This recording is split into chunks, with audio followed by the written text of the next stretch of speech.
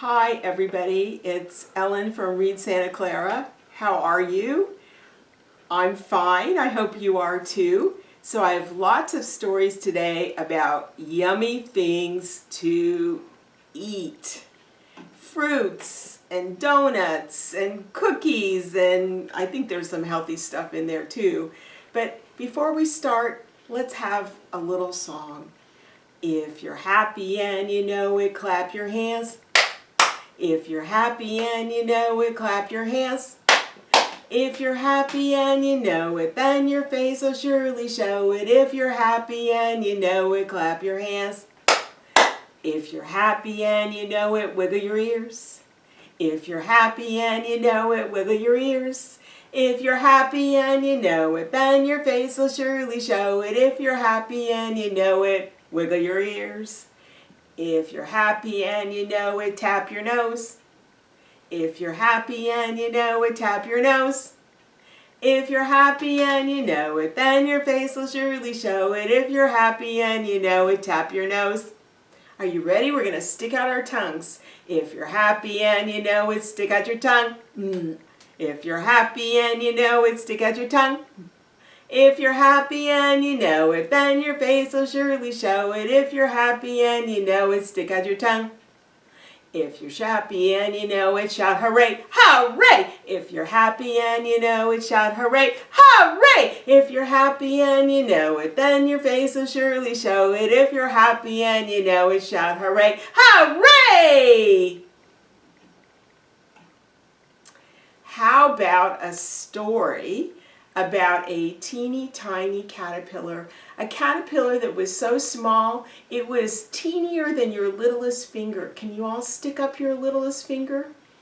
It was, and wiggle it around like this. It was very teeny, but it was very hungry. So on Monday, it ate one red, can you guess what that is? Is that an apple? Good.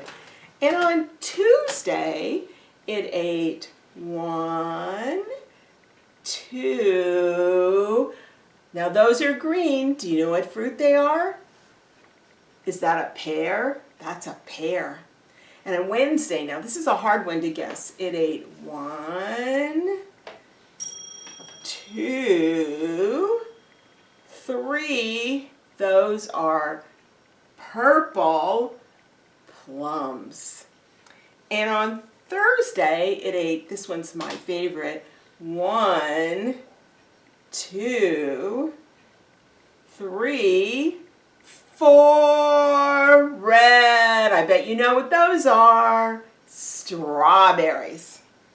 And on Friday, it ate five, one, two, three, four, five. They're orange, and their name is the same as their color, oranges. Now, on Saturday, the caterpillar went to a birthday party. Do you ever go to birthday parties on Saturdays? I bet you do sometimes. So he had a lot to eat on Saturday at the party. First, he had a piece of cheese. And then he had a piece of watermelon. And then he had a piece of pie. Then he had an ice cream cone, some salami, a salty dill pickle, a sweet and sour lollipop, a piece of chocolate cake, a hot dog, and last but not least, a cupcake with sprinkles. And he wasn't hungry anymore, but you know what? He had a terrible tummy ache. So the next day, on Sunday, all he ate was a nice, cool, green leaf. He wasn't tiny anymore. Now he was a great big caterpillar, and he looked like this. So Monday, he spun a cocoon all around himself, and he went to sleep for Tuesday and Wednesday and Thursday and Friday and Saturday and Sunday. And on Monday, he came out of his cocoon but he wasn't a caterpillar anymore. Now he was a great, big, beautiful butterfly, and he flew away. And that's a story of the very hungry caterpillar. Should I put him back in? Let me put him back in. I'll show you that again. It's kind of amazing the first time you see it. So now he's a big fat caterpillar, and I'm going to make him into a butterfly again. Here we go. We'll unzip him and turn him inside out, and I see his wings coming out, and now he's a butterfly and he'll fly away. And that's the story of the very hungry caterpillar. I brought my apple to show you. Isn't that the biggest apple you've ever seen in your whole life? It's the biggest apple I've ever seen in my whole life. But shh. Can you hear? There's something inside. Should we open it up? Let's open it up and see what's inside. And inside that red apple, it looks like there's a green pear. Shh, listen. There's something inside the green pear. I'm going to open it up and we're going to see what it is. Wow, it's a huge strawberry. That's gigantic. Shh. There's something inside the strawberry. Going to open it up. And inside, I guess this is an apricot. You think? Kind of a orangey apricot. Shh. I hear something inside of there. Let me open it up.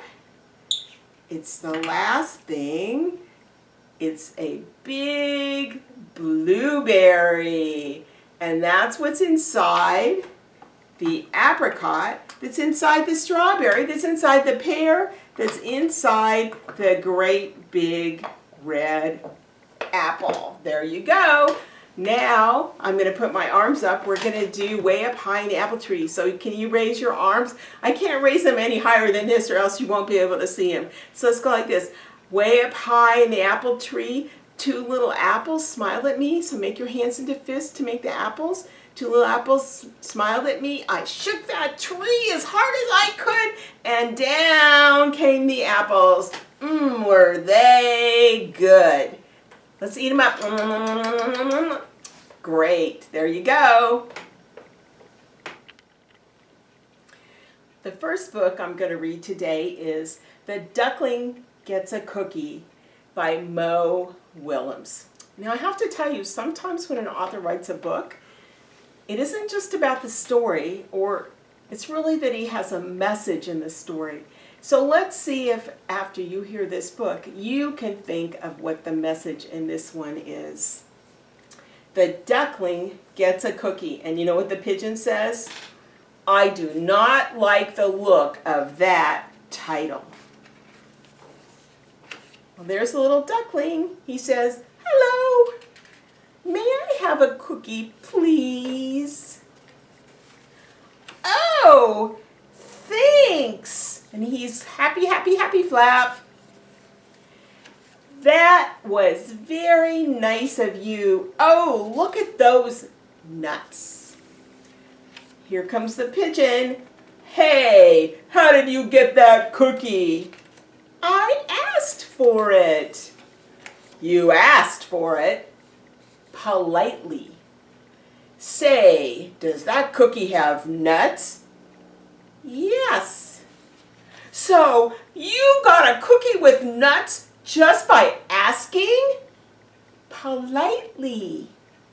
I ask for things all the time. I ask to drive the bus. I ask for hot dog parties. I ask for candy. I do. It doesn't have to be a big bus, you know. I'll ask for a French fry robot every now and then. I've asked for a walrus. Right now, I'm asking, why? Why? Why?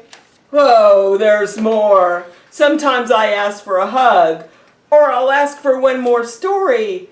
I can't count the times I've asked for my own personal iceberg.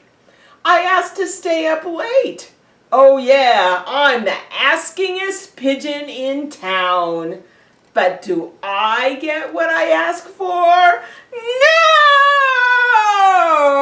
No! It's not fair. Ducklings get everything. Pigeons like cookies too, especially with nuts. Why did you get that cookie? So I could give it to you. And another thing. Hubba what? You're giving me that cookie with the nuts? That is so nice. Thank you very much. That is one cool duckling. Yes, sir. Bye, says the duckling. May I have another cookie, please? But this time, no nuts. This is a clapping song. It's like the bingo, B-I-N-G-O song, except it's D-O-N-U-T. And you can tell what it is, isn't it? It's a donut. So in this song, every verse that we sing, when I take away a letter and I take away a piece of donut, then we clap instead of saying the letter. So here we go. I know a treat that has a hole, as you can plainly see. D-O-N-U-T, D-O-N-U-T, D-O-N-U-T, and save a piece for me, chomp. So I'm going to take the D away, so now we'll clap. I know a treat that has a hole, as you can plainly see. E-O-N-U-T, O-N-U-T, O-N-U-T, and save a bite for me, chomp. Be sure to chomp. So now we're going to take away the O. I know a treat that has a hole, as you can plainly see. E-N-U-T, N-U-T, N-U-T, and save a bite for me, chomp. So I'm going to take away the N now. I know a treat that has a hole, as you can plainly see. E-U-T, U-T, U-T, and save a bite for me, chomp. All right, now it gets hard because it's 4 claps and 1 letter. I know a treat that has a hole, as you can plainly see. E, T, T, T, and save a bite for me. Okay, I'm going to take the last one off. I know a treat that has a hole. Ooh, but now where can it be? E. You didn't save a piece for me. Now I'm going to tell you a draw and tell story called The Hungry Shopper. So that's one of the stories. I brought my pen where I'm going to draw a picture while I tell you a story. One day a lady decided to go shopping. So she got out her shopping bag and she went to the grocery store. The first thing that she bought was a pumpkin. It'll look like that. And then on top of the pumpkin, she decided to buy a melon. Then she bought a carrot. Let me draw the carrot right here. Let's see. Oops. We'll do the carrot like that. I'm going to color it in. She bought a carrot and she bought 4 potatoes. There's 1 potato, 2 potatoes, 3 potatoes, 4. Then she picked out some very nice peas and some parsley. That's the parsley. She looked at everything she bought and she thought, you know, I better buy something for us to eat this with. So she bought 2 forks. There's 1 fork. And there's the other fork. And then she thought she better buy some spoons, so she bought some spoons. And she took all her groceries home.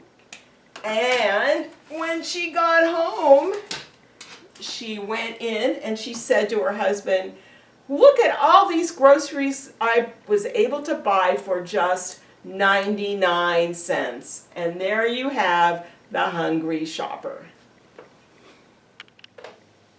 This is a really nice story about a little spoon. It's the name of the book too. It's by Amy Krauss Rosenthal. This is Spoon. There he is. And this is Spoon's family. Can you believe all the different kinds of spoons in Spoon's family? On Sundays, Spoon goes to visit his Aunt Silver. He has to be on his best behavior there. She's very fancy and proper. "Goodbye, darling. Ta-ta." At bedtime, Spoon likes to hear the story about his adventurous great-grandmother who fell in love with a dish and ran away to a foreign land. You might know that rhyme. "Hey diddle diddle, the cat and the fiddle, the cow jumped over the moon. The little dog laughed to see such sport, and the dish ran away with the spoon." Lately, though, Spoon has been feeling blue. "What's wrong?" asked his mother. "You look a bit bent out of shape." "Nothing," mumbled Spoon. "It's just that, I don't know, all my friends have it so much better than me. Like Knife. Knife is so lucky. He gets to cut. He gets to spread. I never get to cut or spread." "Yes, Knife is pretty spiffy that way, isn't he?" says his mom. "And Fork! Fork is so lucky. She gets to go practically everywhere. I bet she never goes stir crazy like I do." "Fork does go out and make herself useful, doesn't she? Look, she picks hamburgers up off the barbecue, and she can grab the lettuce in a salad. And look, she can even spin up the spaghetti and cut a nice, yummy-looking piece of cake. And Chopsticks! They are so lucky. Everyone thinks they're really cool and exotic. No one thinks I'm cool or exotic. Those Chopsticks are something else, aren't they?" says his mother. Meanwhile, if only Spoon knew what his friends were saying that very minute. "Spoon is so lucky," said Knife. "He's so fun and easygoing. Everyone's so serious with me. No one's ever allowed to be silly with me like they are with Spoon and see their spoon banging on a pot." "Spoon is so lucky," said Fork. "He gets to measure stuff. No one ever does that with me." "Spoon is so lucky," said Chopsticks. "He can go places by himself. We could never function apart." That night, after bedtime stories, Spoon's mom turned off the light, tucked him in and said, "You know, Spoon, I wonder if you realize just how lucky you are. Your friends will never know the joy of diving headfirst into a bowl of ice cream. They'll never know what it feels like to clink against the side of a cereal bowl. They'll never be able to twirl around a mug or relax in a hot cup of tea." Spoon hadn't thought of it that way before. He lay awake in bed for a long time. His mind was racing. He felt so alive. There was only one thing to do. He says to his mom and dad, "I can't sleep." "Come snuggle," they say. And so he did. And the last page says, "Sweet dreams." Do you like to eat pancakes? I love to eat pancakes. And I want to make a pretend pancake now. So can you lift up your arm and pretend you have a bowl? So go like this. So you have to put the ingredients in. So put the flour in and put the sugar in and crack the egg, and then you go mix a pancake, stir a pancake. Now make a pan, pour it in a pan, cook a pancake, flip a pancake, catch it if you can. And now to conclude, we have a special version of the Gingerbread Boy. I hope you enjoy it, and I'll see you next time. Bye-bye. The Tale of the Gingerbread Man, retold in Gingerbread by Ellin Klor, video by Frank Anderson. A long time ago, an old woman lived a quiet life in a small cottage by the river. She had no children, and being lonely, one day the woman decided to make a gingerbread boy to keep her company. She mixed flour, butter, and eggs in a bowl, and then she carefully rolled out the dough. She cut out the gingerbread man and added sugar icing for his hair and clothes. She used candy chips for buttons and eyes and put him in the oven to bake. When it smelled good, she opened up the door to take a peek, and to her surprise, up jumped the gingerbread man. "Don't eat me!" he shouted and ran out the door. The woman started chasing after him. "Stop, stop!" she shouted, but he was too fast for her. "Run, run as fast as you can. You can't catch me. I'm the gingerbread man," he laughed and kept running. As he was running, he came across a rabbit. The rabbit tried to take a bite out of him, but the gingerbread man ran faster. "Run, run as fast as you can. You can't catch me. I'm the gingerbread man." And he carried on, running up and across the top of the hill. Further along the hill path, he came across a goose. "Honk, honk, you look mighty fine. Fine enough to eat," called the goose. "I want to eat you." But the gingerbread man ran faster, saying, "I ran away from an old woman, I ran away from a rabbit, and I can run away from you. Run, run as fast as you can. You can't catch me. I'm the gingerbread man," he shouted, and the goose couldn't catch him. It was not long before the gingerbread man came across a pig. "Oink, oink, stop, little man. You look mighty tasty. I want to eat you," said the pig. But the gingerbread man outran him too. "Run, run as fast as you can. You can't catch me. I'm the gingerbread man." The pig joined the chase, but the gingerbread man only laughed at him, just as he laughed at the mule and the snowman who followed. "I ran away from an old woman. I ran away from a rabbit. I ran away from a goose. I ran away from a pig, and I can run away from you. Run, run as fast as you can. You can't catch me. I'm the gingerbread man." He kept laughing until he reached the edge of the hill. Down below was the riverbank. "Oh no! Now they will get me and eat me. If only I could cross the river," he thought. And there was a fox waiting by the river for him. "Please, don't eat me," cried the gingerbread man. "Oh, why would I bother you?" asked the fox. "You don't even look that tasty. No, young man, I don't want to eat you at all. I just want to help you. Jump on my back and I will swim across the river and you will be safe." The gingerbread man had no other choice. He jumped on the fox's back and they crossed the river. As soon as they stepped onto dry ground, the gingerbread man thanked the fox. But a second later, the fox opened his mouth and gobbled up the gingerbread man. He was very tasty after all, thought the fox. Snip, snap, snout, that tale's told out.